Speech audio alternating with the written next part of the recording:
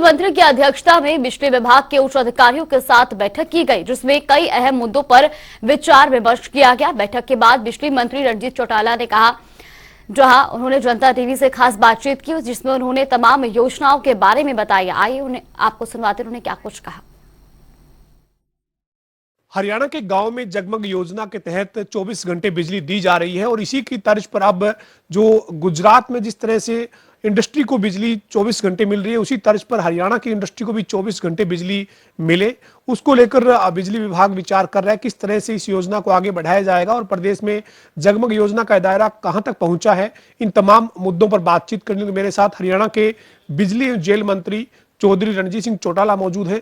Sir, अभी हरियाणा में आप जगमग योजना के तहत 24 घंटे बिजली दे रहे हैं, वो दायरा कहां तक पहुंचा है, कितने गांव में आप बिजली दे रहे हैं और आगे इसको किस रूप में और बढ़ाने जा रहे हैं? अभी हमारा कुल 5700 गांव हमने क्रॉस कर लिए, जहां टोटल 6307 गांव हैं, जिनमें हम 5700 गांव में बिजली 24 घंटे दे रहे हैं। ये एक रिकॉर्ड है जो 84% है जगमग योजना में।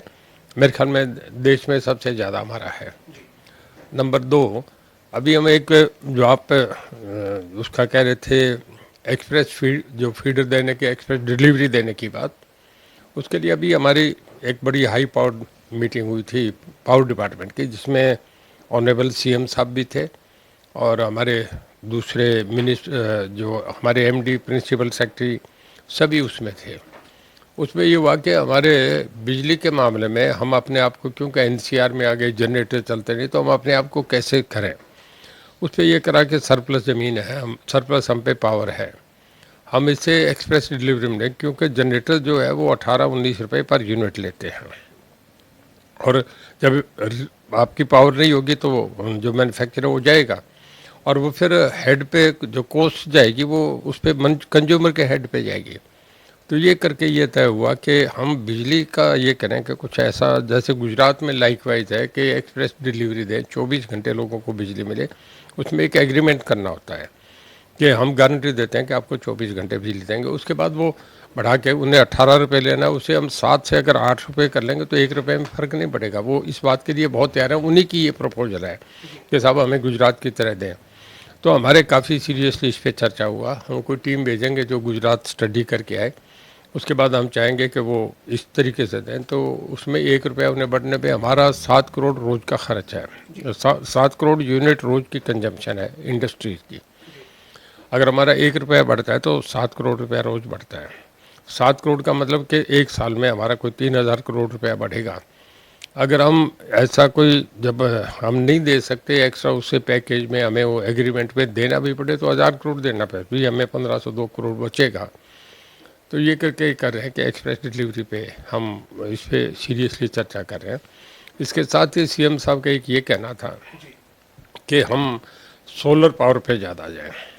उसमें किसानों को रात को पानी लगाना पड़ता है, जो रात को जिसने 12 बजे जाके पानी तोड़ना है वो 10 बजे उठेगा, खेत में जाएगा, ट्यूबवेल पे जाके पानी में उसे रात को खड़ा होना। ऐसी ठंड में पूरी रात निकालना दिसंबर जनवरी में बड़ा मुश्किल है। तो हम कह रहे हैं कि अगले साल तक, हम इससे पहले 6-7 महीने में हम चाह रहे हैं कि उनका ये मन था कि हम सोलर पे ज़्यादा जाएं। तो 10 मेगावाट का एक प्लांट को 40 करोड़ रुपए में लगता है। हम सारे हरियाणा में सभी ज़िलों पे, जिला मुख्यालय पे ये करेंगे। जब एक 10 मेगावाट है उस पर आप मान के चलें कि 4000 ट्यूबवेल, उस पर 4 से 5000 ट्यूबवेल चल जाते हैं, तो काफ़ी बड़ा रिलीफ होगा। किसानों को इसमें यह फ़ायदा होगा कि उन्हें रात को पानी में नहीं खड़ा होना पड़ेगा, दिन में उन्हें मिलेगा। हमें वो बिजली 2-2.5 रुपये कॉस्ट करेगी, 2-2.25 रुपये, और जो बाज़ार में हम लेते हैं या थर्मल की है वो 5-6 रुपये है।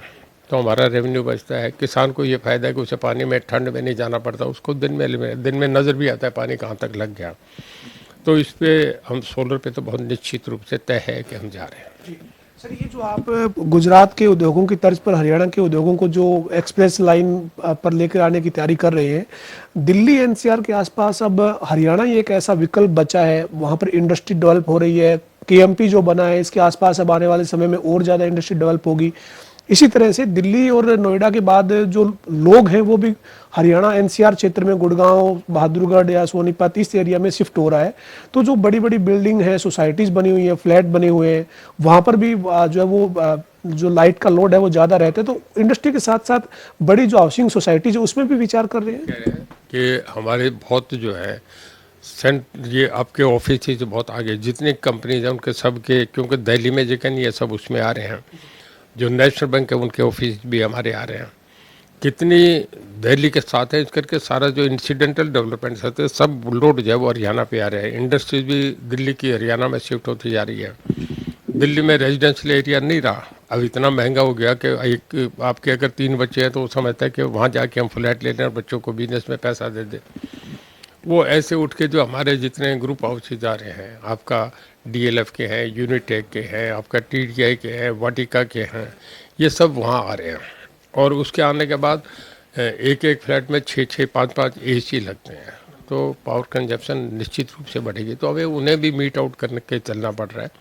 अब हमारा ये था कि सुप्रीम कोर्ट की गाइडलाइंस है, एनजीटी की गाइडलाइंस हैं कि आप नवंबर से लेके फरवरी तक ये पराली का पोल्यूशन का रहता है कि आप एनसीआर में जनरेटर्स बंद हैं। हमारे सब जनरेटर बंद होने के बाद भी हम मीट आउट कर रहे हैं, अब भी लोगों को पावर दे रहे हैं। जी, तो ये जो हाउसिंग सोसाइटीज है सर, उनके अंदर भी एक्सप्रेस लाइन जैसे 24 घंटे बिजली, वहाँ जनरेटर लगे हुए हैं, 2-2, 3-3 जो हाउसिंग सोसाइटी के ग्रुप है उन्होंने जनरेटर लगाए हुए हैं, तो वहाँ पर भी इंडस्ट्री की तर्ज पर 24 घंटे बिजली मिले, ये सुनिश्चित करेंगे? देखिए, जब इंडस्ट्रीज को देंगे तो उससे भी सोच लेंगे। अभी जब ये मामला आएगा तब ये कोई, मेरे ख्याल में वो तो बहुत कम है, बहुत थोड़ी इंडस्ट्री तो बहुत बड़ी बड़ी लग रही है। एक इंडस्ट्री पे 33 केवी का लोड रहता है, तो मेरे ख्याल में कोई ज़्यादा दिक्कत नहीं है, इसको भी कंसिडर कर दिया जाएगा। अभी सर हमारे पास जो बिजली की उपलब्धता की अगर हम बात करें, चूंकि लोड लगातार बढ़ रहा है हरियाणा में, जैसे आपने जानकारी भी दी कि दिल्ली और नोएडा से जो है वो हरियाणा में अब बड़े बड़े कॉरपोरेट ऑफिस आ रहे हैं, उनके मुख्यालय हेडक्वार्टर जो है वो गुड़गांव या आसपास बन रहे हैं, तो लोड बढ़ रहा है। उसके हिसाब से हमारी उपलब्धता को बढ़ाने के लिए कोई नया पावर प्लांट या कोई और एग्रीमेंट परचेज का कुछ तैयारी कर रहे हैं सर? एक पावर प्लांट तो हमारा आ रहा है जो यमुनानगर में है, वो थर्मल का कोई 850 मेगावाट का है। वो इस महीने से टेंडर हो जाएंगे, मैं 1.5 साल में हम उसे वो एस्टेब्लिश हो जाएगा, कमीशन हो जाएगा। और 850 मेगावाट बहुत बड़ा होता है। और इसके बाद दूसरा अभी नहीं कर रहे कि थर्मल लगाने कोई दिक्कत नहीं, पर दिक्कत ये आती है कि हम एनसीआर में हैं। ये भी हम यमुनानगर लगा रहे हैं, हम पानीपत नहीं लगा सकते, सोनीपत, गुड़गांव, फरीदाबाद नहीं लगा सकते, तो पर इसमें हमारी मीट आउट हो जाएगी। बाकी हम सोलर पे बहुत डाइवर्सिफिकेशन हो रही है। जी, पिछले खासतौर पर आपके कार्यकाल में जब से आप बिजली मंत्री हैं, वित्तीय स्थिति जो बिजली कंपनियां हैं उसकी कितनी बेहतर हुई है सर? देखिए, हमारे टोटल 47 डिस्कॉम कंपनीज हैं जो गवर्नमेंट ओन्ड हैं। हम 15-16 पे थे पायदान पे, आज हम 5वें और 6ठे पे हैं। पहली चारों कंपनी गुजरात की है। अगर हम स्टेट वाइज हैं तो गुजरात के बाद हम नंबर 2 आते हैं। जी, और सर ये जो है वो वित्तीय जो स्थिति है बिजली विभाग की, वो आप मानते हैं कि बेहतर हुई, और लाइन लॉस जो है वो भी घटा है? लाइन लॉस के लिए अब क्या तैयारी है? पहले से बहुत कम हुआ है, उस पर हम साइमल्टेनियसली रेड करते हैं। 7 बार हुआ। उसके बाद क्या होता है कि जिसकी इंडस्ट्री में रेड होगा वो अपना कनेक्शन जोड़ेगा, जिसकी चोरी पकड़ी गई। हमने हर बार 3,000-4,000 चोरी पकड़ी है, तो उन्होंने अपने मीटर लगाए, हमें सिक्योरिटी उनकी आई, उनके मीटर का पैसा आया। उसके बाद जो रेगुलर पावर उनका कनेक्शन पे आ गया तो चोरी बंद हो गई, तो हमारी बिजली का रेवेन्यू मिलना शुरू हो गया। उनको देख के उनके साथ वाले डर के वो भी ज़रा इस पर आ गए। चोरियाँ बहुत घटी है। पहले ये लाइन लॉस जब कांग्रेस का टाइम था तो 31.17 था, आज ये घट के अब 13.5 है, और हम अगले 2 साल में इसे 1 डिजिट पे ले आएंगे, 9 पे ले आएंगे। जी सर, ये जो आपने आप जब बिजली मंत्री का, ऊर्जा मंत्री के तौर पर जब आपने कार्यभार संभाला था, उस वक्त बहुत ज़्यादा ऐसी शिकायतें थी कि तारें लटकी हुई है, खंबे टेढ़े हैं या खंबे गिरने वाले हैं। आपने उसके बाद एक अभियान भी एक तरह से छेड़ दिया था कि हर जगह तारें जहाँ दिक्कतें वो बदली जाए, खंबे जो है वो ठीक किया जाए। तो अब ऐसी शिकायतों में कमी आई है सर? आप मानते हैं कि बहुत सारी चीज़ों का समाधान हो गया है? पहले से बहुत सुधार हुआ है, पर जब भी तारों का मामला ऐसा है कि जब हवाएं चलेंगी, मई जून में जब आंधी आती है, तूफान आते हैं, खंभे गिरते हैं, उस वक्त उन्हें खड़े भी करते हैं तो कुछ लाइनें लूज रह जाती हैं। फिर इसका ये है कि जब आप इसे करने लगेंगे तो मैनुअल है सारा, इसके लिए आप ऑटोमेटिक कुछ नहीं करते। जब आप ये बंद करेंगे तो बिजली पूरी व्यवस्था को बंद करना पड़ेगा, इसमें लोगों को भी एतराज़ होता है। तो हमें बड़ा सोच के इसमें टाइम निकाल के करने पर हमारा प्रयास बड़ा अच्छा है, बहुत कुछ इसमें हमें फ़ायदा हुआ है। बहुत शुक्रिया से बातचीत करने सर। हमारे साथ हरियाणा के ऊर्जा मंत्री चौधरी रणजीत सिंह चौटाला थे, जिन्होंने बिजली को लेकर तमाम जो कदम उठाए गए उनकी जानकारी दी है। हरियाणा में पिछले 3-3.5 साल में खासतौर पर जो बिजली को लेकर काम हुआ है उसकी जानकारी। इनका ये कहना है कि गुरुग्राम और दिल्ली एनसीआर के आसपास जिस तरीके से दबाव बढ़ रहा है इंडस्ट्री का या बड़े बड़े कॉर्पोरेट ऑफिस का, उसके चलते अब गुजरात की तर्ज पर हरियाणा में भी इंडस्ट्री को 24 घंटे बिजली मिले, इसको लेकर योजना बनाई जा रही है और इसके ऊपर मंथन कर रही है सरकार। सरकार ने सैद्धांतिक तौर पर फैसला ले लिया है, लेकिन इसको जल्द इंप्लीमेंट भी किया जाएगा। वीडियो जर्नलिस्ट विजेंद्र सिंह के साथ पवन सिंह, जनता टीवी, चंडीगढ़।